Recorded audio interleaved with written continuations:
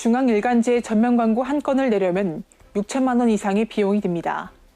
비싼 금액이지만 조선일보와 동아일보의 전면 광고를 1년 넘게 매주 내는 이단 교회가 있는데요. 이른바 타작마당을 내세워 신도를 감금하고 폭행하는 은혜로 교회입니다. 이 교회의 신옥준 목사는 특수폭행과 특수감금죄로 투옥된 후 지금까지 총 200여 건에 이르는 전면 광고를 일간지에 실었는데요. 광고 중 일부는 코로나19 발생 원인이 신옥준 목사를 감옥에 가둔 탓이라는 황당한 주장도 있었습니다. 또한 옥에 계신 하나님의 재판장이 이 세상을 판결한다며 신옥준 목사를 신격화했습니다. 은혜로 교회는 동아일보에 92건, 조선일보에 61건, 중앙일보 1건, 한국경제 23건 등 수많은 광고를 게재했습니다. 강아지들마저도 이재명을 지지한다고 발언했던 고민정 의원이 이전 윤석열 당시 검찰총장 후보를 극찬하는 영상이 공개됐었죠. 고 의원은 해당 영상을 통째로 지워버리고 싶다며 해당 영상을 게재한 코미디언 김영민 씨를 지난 3월에 고소했었는데요. 최근 경찰 조사에서 혐의 없음 처분으로 고 의원의 고소가 종결됐습니다. 이재명 더불어민주당 대표 후보가 개딸을 향한 극렬 팬덤이라는 비판에 우린 그런 수준 낮은 사람이 아니라며 선을 그었습니다. 그러고선 본인은 좌파가 아니라며 진보라기보다는 상식과 원칙의 회복을 바라는 사실상 보수에 가깝다고 말했습니다. 이어 당의 주인은 당원이라며 당원들의 참여를 독려했습니다. 정청래 더불어민주당 의원이 김혜경 씨의 법인카드 이용 의혹과 관해 흠집내기, 모욕주기, 창피주기라고 비판했습니다. 그러고선 김혜경 씨가 벌금형을 받으면 이 후보가 타격을 받지 않겠냐는 질문에 부부니까 연결이 돼 있지만 그게 이재명 본인은 아니라며 이 의원을 옹호했습니다.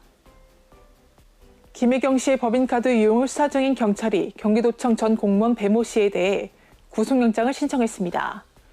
배 씨가 법인카드를 이용한 액수는 총 2천만 원 정도인데요. 김혜경 씨는 23일 경찰 조사에서 자신은 결제를 지시한 적이 없다며 대부분의 혐의를 부인했습니다. 한편 경찰은 배 씨와 김혜경 씨가 공모 관계인 것으로 보고 김혜경 씨를 불구속 상태로 검찰에 넘길 전망입니다. KBS와 MBC 시청자위원회가 소위 좌성향 단체들로부터 추천을 받아 구성됐다는 지적이 나오고 있습니다.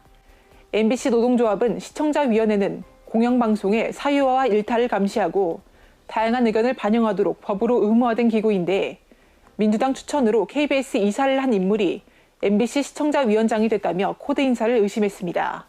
MBC 노조는 좌파 노조의 목소리를 메아리처럼 반복하는 조직이 되면 다양한 시청자 의견의 반영을 어떻게 기대할 수 있겠느냐며 당장 방송통신위원회의 관련 권고와 MBC 사규를 개정해 진정한 국민의 대표들이 골고루 시청자위원회에 선발될 수 있도록 해야 한다고 강조했습니다.